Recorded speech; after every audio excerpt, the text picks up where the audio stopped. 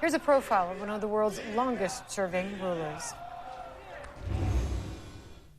As a 27-year-old army officer, Muammar Gadhafi overthrew Libya's king in 1969 and then set about wiping all foreign influence from the country, including all vestiges of communism or capitalism, publishing his personal philosophy in a 3-volume green book.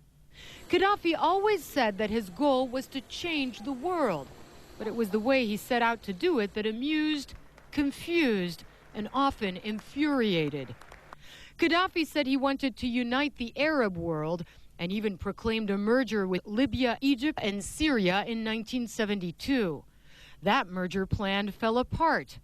A later merger attempt with Tunisia disintegrated into bitter animosity. Maintaining a colorful profile wherever he went, he made a point of emphasizing his Bedouin roots, sleeping in tents, protected by an eye-catching female security detail. His speeches were legendary for both length and bombast. This 2009 speech at the UN was typical.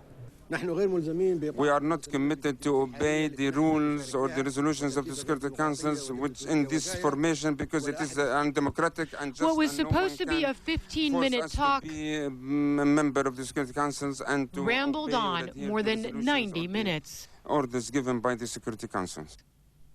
But while he sometimes appeared a clown on the world stage, his actions were often deadly. In the mid-'80s, he funneled money and weapons to support the Palestine Liberation Organization's fight against Israel, the Irish Republican Army's efforts to defeat British rule in Northern Ireland. And he viciously targeted Americans. In 1986, Libyan agents were accused of bombing a Berlin nightclub, killing 2 Americans and a Turk. U.S. President Ronald Reagan responded by bombing Tripoli, targeting Gadhafi's house. The raid killed more than 100 people, including Gadhafi's own daughter.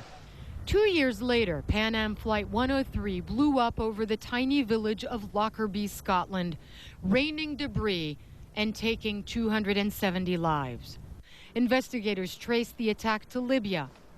When Libya refused to turn over the suspects, the UN imposed tough sanctions, leaving the country isolated and increasingly destitute.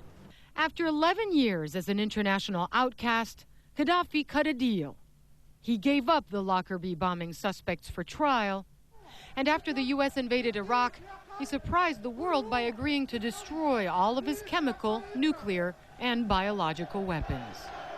Gadhafi soon welcomed Western oil companies like BP and Total into Libya, but questions lingered about whether some Western oil contracts were traded for Scotland's release of one of the convicted Lockerbie bombers.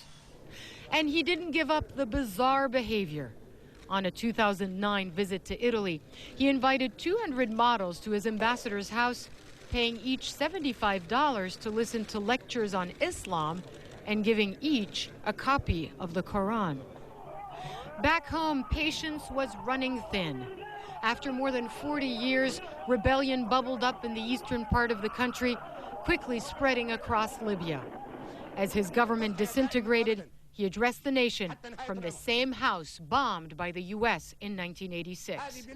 This is my country, the country of my grandfathers. He vowed to die a martyr in Libya.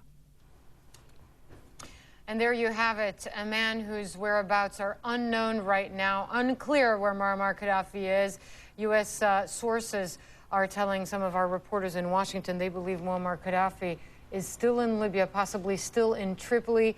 3 of his sons are in rebel custody. The question is, where do they go from here? The International Criminal Court has an arrest warrant issued for Saif al-Islam and his father, Muammar Gadhafi. Saif al-Islam Gadhafi possibly could end up at The Hague on trial at the International Criminal Court sooner than anyone who's been observing the Arab world thought possible. So that is going to do it for our hour of special coverage on the latest out of Libya and the breaking news out of that country. Our teams are on the ground covering the unfolding developments. Stay with CNN for continuing